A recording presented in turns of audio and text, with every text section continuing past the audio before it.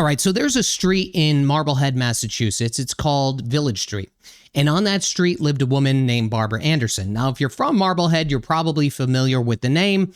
If you're not, you may not know exactly who she is or what she did. This isn't going to be a history lesson. This is just what I've learned, looking into what's going on in Marblehead over the weekend. And what really surprised me is that from her house, not some kind of corner office in, let's say Beacon Hill, she went to war with the entire Massachusetts political establishment. She ended up collecting signatures. She originally, back in 1980, she presented the origins of Prop 2.5 to the Massachusetts House of Representatives. It got voted down and failed by the politicians 155-5. So then what she did is she went around them with a ballot initiative, and Prop 2.5 ended up passing. That's what ended up happening. The voters in Massachusetts decided, you know what? We're going to go around the legislature. We are going to make this a law. And that's what happened. She was basically like a pioneer in that regard, right? So the voters passed it. So over all of these objections by the political establishment and all of these other things, here's what's happening in Marblehead today. Tomorrow, June 9th, they are actually voting on an override. This is going to be the first override in the town where Barbara Anderson lived that started Prop 2.5 in 21 years. Okay, we have a problem here. I'm going to share a couple websites with you and just give you some of my, opinion or feedback. This is not necessarily for the override. This is not necessarily against the override. I'll explain a little bit more as we go along. But first of all, let me bring up this website. So many of you from Marblehead sent me this along with another website. And first of all, what they're doing in Marblehead, just so you guys understand, if you're not from Massachusetts, overrides are basically a way to increase your property taxes in not so many words, right? That's what it is. And the reason that they need to do that is because the budgets are screwed, okay? The budgets are screwed. They're going to maybe lose essential services. They won't be able to keep teachers, so on and so forth. So they look for an override. And I'll talk a little bit more about why so many towns are needing overrides in 2026. So they have 3 proposals here. It says no, this website's obviously against it. No on 1, 2, and 3, with an average of $7,500 per home every 3 years forever. So what's happening is they are looking for 3 different tiers of an override. So question 1 is 9 million, question 2 is 12 million, and question 3 is 15 million permanently with 2.5% escalators forever. Now, in terms of this math, the $7,500 per home every 3 years, I didn't necessarily do the calculations off screen, but from what I was reading just a little bit, I believe, and don't quote me on this, by the way, I believe some of the other websites are leaving out some of the escalators, meaning that they're not properly, like let's say the pro override is leaving out some key details. But here's the thing, okay? I don't care if it's $1,000. I don't care if it's $2,000. I don't care if it's $3,000 over the course of 3 years. It is more money out of your pockets, okay? It is more money out of your pockets. And obviously, it's a lot more than $1,000, $2,000, or $3,000, like $1,000 a year, right? It says voters are being threatened with the loss of library, senior center, and other important services if these tax increases fail. That's 100% true. So what they will do is people that are pro overrides, pro more taxes, generally will use, loss of essential services as a way to, kind of influence the vote. And again, I'm not saying I'm for or against the override. I could argue either way, and I will in a few minutes here. So our town leaders have not considered the important cost of living. This is what this group wants to do. That is anti-override. They're citing the Marblehead's trash program. So originally you were able to, I guess, use your own barrels. This obviously for recycling and this obviously for trash. This is obviously also coming at a cost. So they're spending upwards of $1 million for, these trash bins, let's say, that use some levels of automatic collection, because bins like this, I think what they could do, if I'm not mistaken, I think that the machines, if they have the right truck, I think they have have like this anchor on them that lifts them up so that people don't have to get out, collect the trash themselves. I could be wrong on that, but that's what I'm pretty sure is going on here. So what they want to do is they want to basically look at some of this, the trash program, and see if they could pull some money from here. So, and they said, why are we raising taxes by $2.3 million to cover an $800,000 increase? Which is true, right? So here's what's going on. You have this website that wants you to vote yes on question 4, which the funds that increase the cost of trash plus another $1.5 million extra to fund the important services that have been put at risk in recent proposed budgets. And they want you to vote no on questions 1, 2, and 3. Here's my thoughts on this. Actually, you know what? Here, we'll take a look at this too. This is just a rough example of how much your taxes will go up. Now, again, I have not cross-referenced the methodology or the calculations behind these numbers. I do not know. I think the median sale price of a single family home in Marblehead might be around $900,000, maybe upwards of $950,000 to $1 million. So I'm assuming that they may be using that as a baseline in order to calculate these costs. So year 1, year 2, and year 3, you're roughly around $2,000 per year, right? That's basically what it comes down to. But then they're also calculating the trash fee. They're calculating this is with the override total levy, and then the baseline increase of 2.5%. So it incrementally, as you could see in these numbers too, it is incrementally going up year after year. And to my knowledge, I think that this is permanent because it says these overrides are permanent additions to the levy. They do not expire, and the tax rate continues to grow every year by 2.5% from the new baseline. So you figure 10 years from today, it's going to be a lot of money. Okay, it's going to be a lot of money.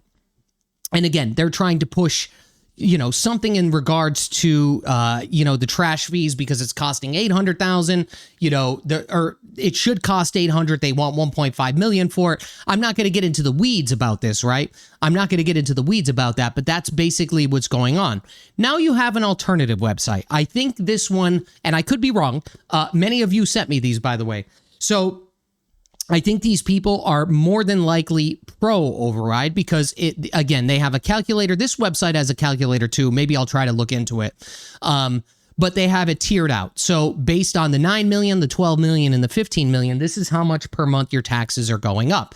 So even at, let's bring down the home value to like the median, let's say 950, we'll come in between 9 and a million, right? So you're looking at roughly $1,170 per year. It's still money. Okay, it's still money. Now, here we go. What's this? Your assessed value. So this is at 1.2. Your current annual tax bill is 11 million. Let's see here. Okay, so it's just a better breakdown based on your assessed value. The only thing that I'm not sure if they're calculating is the 2.5% levy. Okay, but here's the thing. I mean, really, if it's $5,000, if it's $4,000, if it's $6,000, or if it's $7,500 over the course of 3 years, the fact remains, this is a town where Prop 2.5 started, okay? This is where it started, and now you have people, and remember, there's a lot of very expensive houses in Marblehead, upwards of $10 million plus. So the people that are at 10 million, and again, I'm not advocating for or against or anything of that nature. All right. But when you're talking about, they only have this set to 5 million. You're talking about an extra $6,000 a year. So that's roughly like 18,000, assuming that this math is correct. So let's say between 15 to 20,000 if you have a $5 million home per year. That is a lot of money. Here's the thing, guys. Here's what I want to tell you. What is happening, like what's happening in Marblehead, is happening across the Commonwealth. People are creating, pro and against websites and newsletters. They're arguing on Facebook groups. They're doing all of these things. And the reality is you got to look at it in this perspective. And I've said this a million times. Maybe if you're watching from Marblehead, you never saw me before. But here's the way that I look at these things. If you have 1, 2, or 3 repeat offender towns that are always behind on budget and always calling for an override year after year, I think that there is a high probability that maybe they're bad at balancing their budget. Maybe they're not good with the numbers. Maybe they're not good at cutting costs. But when you have over 50 towns, cities, or municipalities that are looking for overrides in 2026. As of last month, which is May, there's been 74 overrides. I actually think it's up to like 90 right now, which is astronomical. Back in October of last year, it was upwards of, I believe, around 70. We're already surpassing that, and we're only into June. We're in the beginning of June. And really, you got to look at it this way. If it was a handful of towns that were looking for overrides, I could see the cause for alarm. Maybe there's a problem with those towns. But when you have, upwards of almost a quarter of the towns inside of Massachusetts that are behind on their budget, okay, you can't necessarily blame the towns themselves. There's a disease spreading throughout Massachusetts. And in my opinion, neighbors are pointing at neighbors. People are arguing with each other. It's creating a lot of chaos inside of these towns. As I've said before, if you don't believe me, just go on Facebook to your local Facebook group for one of these towns that is looking for an override, and people will be arguing back and forth and creating websites, figuring out, every loophole or every level of mental gymnastics that they could figure out to either be pro or against it. Here's the honest to God truth. I live in a town that was looking for an override, and I have kids in school, okay? I'm not going to say what way I voted, but I could very easily argue for an override or to not have an override. It just depends on what level of the spectrum you're at. If you're older, you're on a fixed income, and maybe you're not living in one of these $5 or $10 million houses in Marblehead, perhaps you can't afford an additional $2,000 or $2,500 a year. Okay, that's real money. It's not like a couple $100 a year. Even if it's just $2,000 a year, that is a lot of money. Okay, that's like what, $175 or give or take money per month. That's a lot of money. And given the fact that we have compounding things happening, here's the other key piece of information. We have compounding things happening at the same time in Massachusetts, whether it be the cost of energy, whether it be, beside real estate taxes, just the taxes in general. Okay. Massachusetts tries to figure out every which way to take your money from you. But the arbiter of everything that is going on and that is bad on all of these towns that are looking for the overrides, point your fingers not at your neighbors, point your fingers at Beacon Hill. I've been talking about the override situation in Massachusetts for over a year. It's probably been a year and a half now. And no matter how much data comes out on it, no matter how many studies come out, no matter how many towns are complaining about the overrides, Beacon Hill refuses to look at this with some sort of critical lens, and they refuse to give more Chapter 70 aid. They refuse to give more unrestricted government aid. Now, I know that they recently raised it, but it is still not enough, is what I'm trying to say.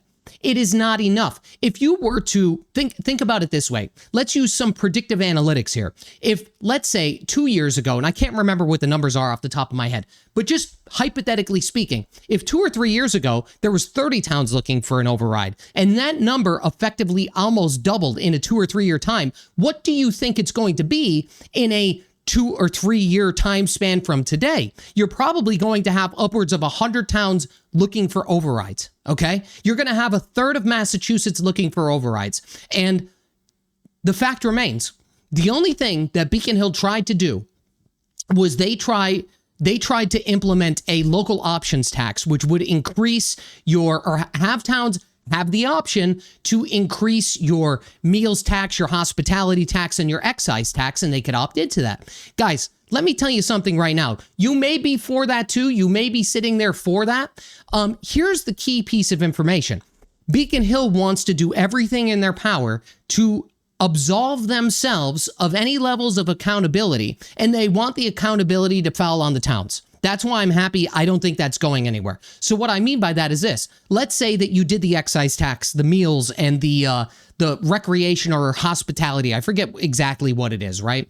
But if you were still behind on budget, even after that happened, I think that you would have less of a ground to stand on to point the finger at Beacon Hill, because what they're doing is they created a dynamic in order for the towns to point the finger at each other. Okay, you have these options to tax the residents more. You're doing it and you're still behind on budget. That is not the answer. The answer is every single person that is spending so much energy creating, and I know you need the fix, guys, okay? I understand that. I also live in one of these towns. You're looking for a short, I wouldn't necessarily say a short-term solution, but by creating these websites and having conflicting levels of data, one way or the other, whether you're pro or against or no matter what it is, like I said earlier, it doesn't matter if it's $1,000 a year, $2,000 a year, or $3,000 a year. It's still real money. And what you need to do is, instead of creating, this is my opinion, by the way, you do not have to agree with me, but what you need to do, this is what I would suggest, okay? All of the towns that are looking for overrides, every single town needs to work together, and you guys should be standing outside of the State House in Boston and complaining about the amount of money that is heading back into your towns. That is the root of all evil. That is the root of the problem. You give so much to the state, and they are not giving enough back. That's what's happening, okay? That is what is happening. It is historically low. We would need, and look at it this way, even if Beacon Hill, and I don't need a graph in order to explain this, even if Beacon Hill came up to, I think we're at like 27% or something like that, even if we came up to the national average, which I think is closer to 34%, here's the key. You already have 50 plus towns looking for an override. There's 74 override questions that have been initiated since the beginning of May. Now we're into June. At what point in time are you guys going to get together, neighbor to neighbor, and say to yourselves, hey, look, we got to figure something out here, right? We need to figure something out here and put more pressure on the state, okay? The state, here's the problem. The state doesn't have a revenue problem, okay? They don't have a revenue problem. They get enough money. They have a priorities problem. And when you are deprioritizing the towns that you live in versus whatever kind of like pet projects these people try to cook up, you know there's an issue.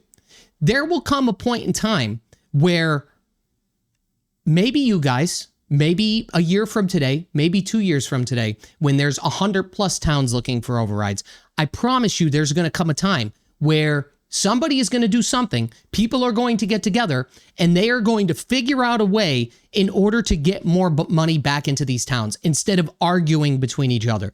I understand you need to do that now because maybe you're a parent, you have kids in the school, maybe you have some money, maybe you're getting, you have your career, you don't necessarily care about a couple extra $1,000. I get it, 100%. But in the same scope, let's think about a town that maybe isn't as wealthy as Marblehead, where you have people that are on fixed budgets and fixed incomes, and they're deciding between whether to pay their energy bill or to put food on the table, okay? That's the thing. When you look at these things, you can't only think about the lack of money that is flowing into these towns. You also have to consider the fact that the cost of living inside of Massachusetts has gotten out of control. It has gotten out of control because what they like to do is they like to experiment with our money, okay? And instead of getting back down to the basics and solving what these towns are going through, they would rather have their own constituents arguing back and forth and, again, creating newsletters and websites and T-shirts and all of this other stuff just to influence a vote either way. And again, you could quantify this down on a per person basis and you could figure out whether it's a good idea or a bad idea. And I'll guarantee you, it could always be split 50-50, depending on who lives inside of the town, how many people are working, how many people are on fixed incomes, or just the premise of not wanting higher taxes, right? More taxes equals less money in your pocket, okay? $2,000 a month is a lot of money for some people. That is a lot of money for a lot of people. And again, think outside the scope of Marblehead. If you're in another town that maybe isn't as wealthy, how much, let's say even a $700 or a $1,500 increase year over year is going to be? It's a lot of money. So the fact remains here. I think that it's very surprising to me that after 21 years, the town that started this Prop 2.5 is now looking for an override. If that isn't the I don't even know what to call it at this point, okay? I wouldn't even say it's irony, but the fact of the matter is nobody wants to take a critical look at this. There's no studies being done. There's nothing being done to help the towns, right? Nothing is being done. They arbitrarily increase the amount to a record-breaking amount. That's still not enough. And what I wanted to say on my last thought, what I was saying with the increase to, let's say, the national average, what happens is you're already so far behind that increasing it to the national average will help, okay? It will help. But since you're already so far behind on these things, you're going to need even more than that in order to even try to catch up. Do you see what I'm saying? So even if you increased it, there's a high probability that the following year, if it increased for January of 2027, God only knows if you would even have to have a budget override in the first place again, because you might, because you are so far behind. So what I'm trying to say here is if something isn't done soon, there's only going to be more towns that suffer and more neighbors that are taking their kids to school. They voted one way or the other, and they're all angry at each other.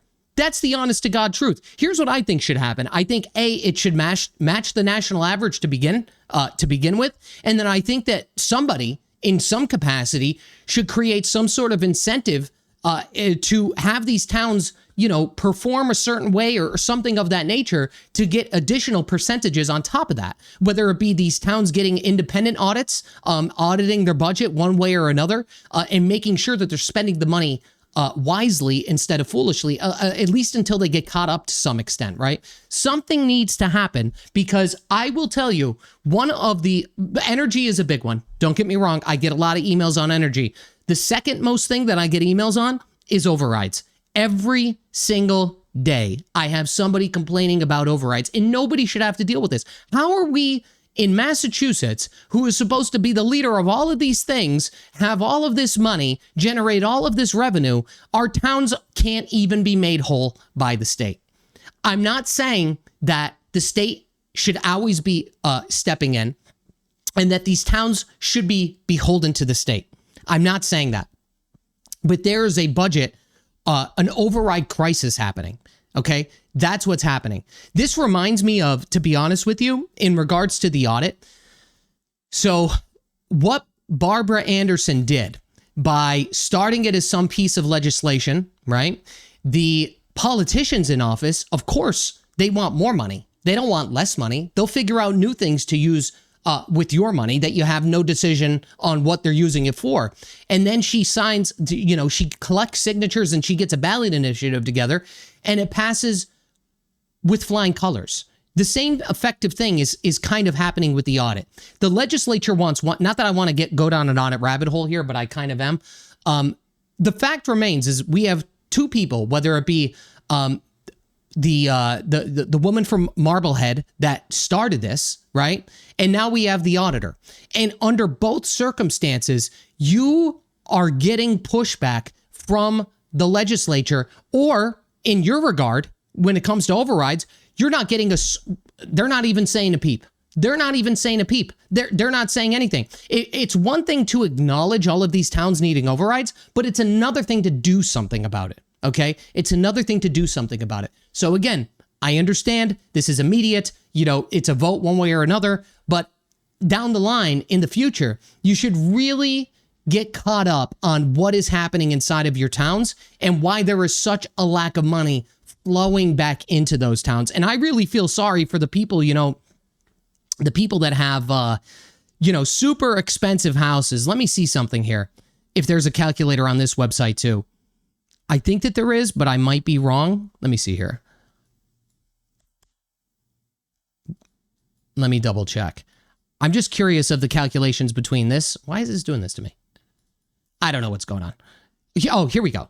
So since I don't have an address, let's just say actually, let's use $1 million, right? So at $1 million, a 3-year increase versus today is $2,480 a year. Okay, so chances are they were probably using the assessed value, which I believe is close to like $890,000 or $900,000. When I go to this website, let me see what this is. So at $1 million, This is saying, okay, they have it tiered out. Is this one tiered out too? Yeah, it is. So $944 per year for question 1. Question 2 is about $1,300, and question 3 is $1,580. Now, they're also calculating, so this is the other thing. They're also putting into this ball of wax here, question 4, which is curbside trash, which is an additional $20 a month. Okay, I see what's going on. But this one over here, so we're at 77, 103, and 128. The numbers are, okay, 79, 105, 132. So they are somewhat similar, right? They are somewhat similar. They're off by a couple bucks, but the only other thing that this one is calculating is the stuff that goes on question 4. Oh, and it's including, there we go. It's also including this, which adds a lot, by the way. So I don't necessarily think that this is adding, let me see the full calculator. Hang on one second. I don't think that this one is actually adding, which I believe it's levy growth. So with the levy growth, I mean, it ends up being even more money. 5-year total on this is $1 million house, right? 5-year total on $1 million house is $50,000. That's a lot of money. That's a lot of money. And that's without the levy. You add the levy and you're talking almost $54,000. That's a lot of money, guys. Okay. That is a ton of money. And here's the thing. This is what worries me the most, okay? I forgot to mention this. What worries me the most, and I'm sure you guys did your math and your calculations, and maybe you did some future modeling and stuff like that. What worries me the most is the towns that vote for, let's say, question 3, which is $15 million, how quickly that money gets spent, and then how long is it until you need another override? And I'm not necessarily targeting Marblehead here. And again, I'm not necessarily saying I'm for or against the override. All I'm saying is that with the lack of money coming into your town, there may only be a period of time where this works. Okay? I don't know the inner workings of it and all of these other things and how good this money may last and all of that, right? But let's say it's 5 years. Let's say it's 7 years. Let's say it's even 10 years. And then what? You have to have another override because the town, the state is not giving enough money back to the towns? It doesn't make any sense, is what I'm trying to say. So this is a Band-Aid on a bigger problem. I know that this is getting voted on tomorrow, and I know you guys need to make a decision. I'm not looking to influence your vote one way or the other. I'm not looking to do that. I'm just trying to focus your attention on the arbiter of all of the problems, okay? The people that could actually solve the problems for all of these towns. And you have to look to the state. You have to look at the state house. Something needs to be done here. I've been saying this for a very, very long time. Something needs to be studied and something needs to be done. Because God forbid, Marblehead passes this, and let's say it's question 3 at $15 million. What are they going to do in 5 years or 10 years or even 15 years where they may need another override? What I'm trying to say is you're kind of it's like, never mind. I'm not even going to use that analogy, but you're basically in a position where you're putting all of your eggs in one basket only for them to be dispersed over the course of the next couple of years. And you may need another override then because the state is not helping. Okay. The state collects enough money. That's what I'm trying to say. I'm sick of seeing the overrides, guys. I really am. Vote any way you want. It's a lot of money, no matter what way you try to shake it. And for the people that have, let's just do a really quick calculation. Okay, let's see here. I should have brought up the MLS. Let's say we have a $2.5 million house. All right. Look at this. It's $20,000 over the course of 3 years. It's $134,000. That's with the levy. $125,000 without it. $134,000 over the course of 5 years. That's insane. That is insane. And there's properties in Marblehead that are upwards of closer to $10 million. I don't even want to show you what that looks like. I mean, this one's probably double. Hang on, calculate. Exactly. $270,000 for a $5 million home. What world are we living in here? These people are not, they're going to sell their properties. Like, they're not going to want to spend an additional, I understand that obviously these people have a lot of money, but to be honest with you, if the median sale price in Marblehead is $900,000, I mean, That's probably for a 1,500 square foot, 3-bed, 1-bath cape that needs $400,000 to $500,000 put into it. I'll almost guarantee you. I don't have to look at the MLS. I'll almost guarantee you. So I'm willing to bet, because remember, median is where the majority of the sales are. It's not pulling the highest high and lowest low. I'm willing to bet that there is a lot of houses in Marblehead that are at the very least $1.5 to $2 million. 1.5 to 2 million with people my age that have, let's say fantastic jobs or whatever. Do you think that they're going to want to spend an additional $80,000 over the course of 5 years? Absolutely not. So what I'm trying to say here, and the logic that I'm trying to use for you here, is that somebody may live in $1.5 million house, and you may be watching this from, let's say, outside of Massachusetts. $1.5 million house in Marblehead is really not something to probably write home about. Okay, it's probably not something really, really crazy. Here, hang on one second. Marblehead. Let's take a look. Let's take a look at what a $1.5 million house is in Marblehead. Let's use this. Let's go to, let's say $1 million. No, we'll do 1.5, right? And we'll go up to $2 million. Apply. All right, let's see. So there's only two results in Marblehead. We have this one. I'm just curious. And by the way, if this is your house, I am just being as honest as humanly possible, okay? I'm not calling it out or anything. This is almost a $2 million house in Marblehead. Now, is it right on the water or something like that? Let me see, because that would obviously make it an adjustment of value. So it's not close. So they may have water view and stuff like that. That's why they may be getting this much money. Let's do this. Let's go to sold so we could get a better idea of what's going on here. So let's just take this one in the middle. Wait, where are we at here? Let's see what 1.65 gets you. Is this a single family home? So this one's not too bad. This has been renovated. This isn't too bad, okay? It's not too bad. It looks like they have HVAC. This is a renovated house, 5-bed, 3 baths at 2,800 square feet. So let's see what now we know what like around $1.5 to $1.6 million. Let's go down into here. I mean, Jesus, I can't even find a sale at $800,000 or $900,000. Look it, there's almost nothing. Let's do 800,000 to 900,000. Actually, we'll go to 950. What I'm trying to say here is that it doesn't mean that everybody, okay, here we go. Everybody that's rich is living in Marblehead, right? Like this is your average house in Marblehead. This is what it looks like. This is $920,000. I mean, the kitchen looks like it may have been updated in like the early 2000s, give or take. Looks like they refinished the floors, at least of this bathroom on the second floor. Maybe put a new toilet, a pedestal sink in. But it's old. I mean, the house is old. This is what you're getting for $900,000 in Marblehead. So the point I'm trying to make here is that the money, like an additional, let's say $1,000 or $2,000 a month for the median sale price, which again is between, let's say $850 to $950 based on this.